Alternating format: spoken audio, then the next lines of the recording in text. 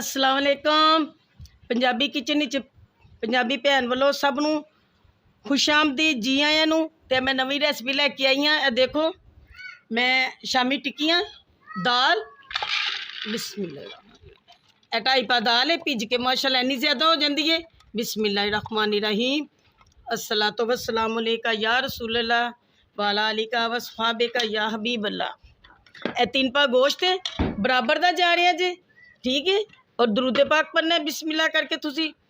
और एहदे विच जो जो चीज़ां ऐड होनियां मैं तुहानूं दसनी। एदी चमची जे काली मिर्च सफ़ेद मिर्च दी, 1 चमची जे लाल मिर्च, सफ़ेद जीरा दी चमची, हल्दी अद्धी चमची जे, और नमक दियाँ 2 चमचियाँ जानियां इहदे विच। बिस्मिल्लाहिर्रहमानिर्रहीम।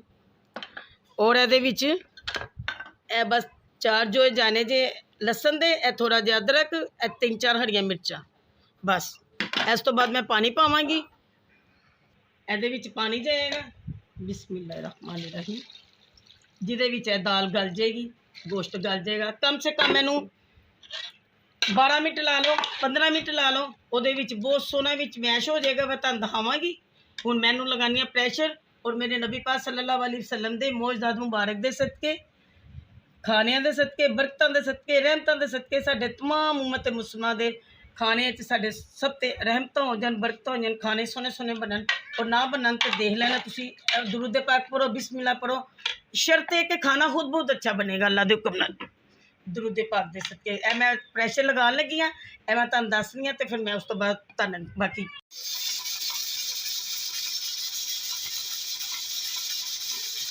बिस्मिल्लाहिर्रहमानिर्रहीम। ए देखो बहुत प्यारा हो गया, मिक्स हो गई सारी। गोश्त भी सीने का मैं लिता है, तुसी भी बनाओ। तो मेरी प्यारी भैनों तुसी सीने का गोश्त मंगवाना, जल्दी मैश हो जाता है, जल्दी विच मिक्स हो जाता है। ए काफ़ी सारा 15 मिनट 12 मिनट लगा लो, बहुत अच्छा हो गया। ए मैं कढ़ लिता प्रेशर विचों। हुण मैं देखो एनू मैं कुटांगी, एनू इक्को जिहा करांगी। एहदे विच ए देखो जिहड़ी हल्की थोड़ी बहुत हड्डी वगैरह हैगी वो कढ़ के फिर तुहानूं टिक्कियां बनानियां, फिर तुहानूं बाकी रेसिपी शेयर करनी।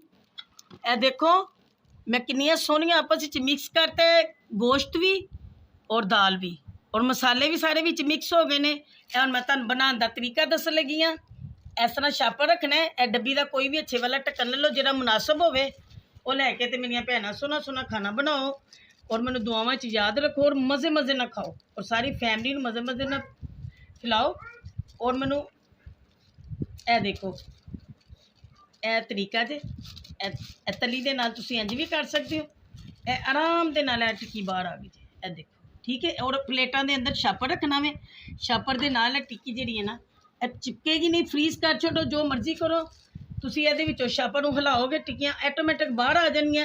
जदों भी तुसी इहनूं बनाना चाहो, खाना चाहो, ईजी निकल के ना टुटेगी ना खराब होएगी, मज़े वाली टिक्की बनेगी तुहाडी। ठीक हो गया। और अंडा लगा के मज़े मज़े दे विच मसाले पाना और सलाद रायता कैचअप दे नाल खाना।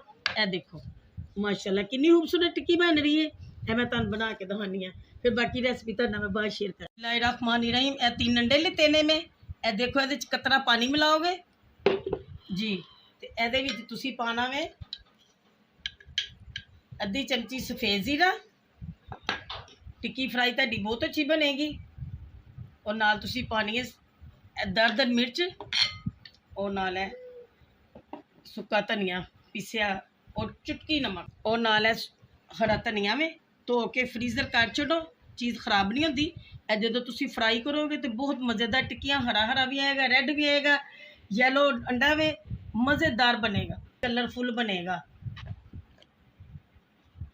हाँ जी बिस्मिल्लाहिर्रहमानिर्रहीम। ए देखो काली ते सफ़ेद मिर्च दे ए नाल विच जाएगी, बहुत मज़ेदार बने। ए जो बनाओगे खाओगे मज़ा आएगा। हाँ जी ए देखो कितनी प्यारियां माशाल्लाह टिक्कियां बन गई ने। इन्हां मैं तुहानूं फ्राई करके दिखानी हाँ। और मैं सारा मिक्सचर बना लिता है, वो मैं तुहानूं दिखा दूँगी, ठीक है। चलाओ फ्राई कर। बिस्मिल्लाहिर्रहमानिर्रहीम। ए देखो घ्यो बहुत गर्म हो चुके हैं।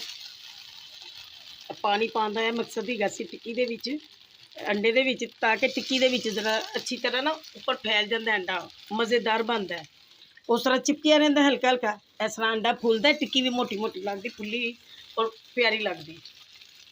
बिस्मिल्लाहिर्रहमानिर्रहीम। ये देखो बहुत मज़ा आएगा, बनाओगे खाओगे। दुआवां च मैनू याद रखना, और मज़ा ना आए तो पैसे वापस। और घर वाले नू खुश करो खुआ के जी। और मैं ज़्यादा से ज़्यादा लाइक देने ने, शेयर करना है, सबसक्राइब करना है, और मेरी शुरू तो लैके आखिर तक वीडियो देखनी है। मेरिया सारिया भैनों ने, बेटियां ने, पंजाबी भैनों ने जी।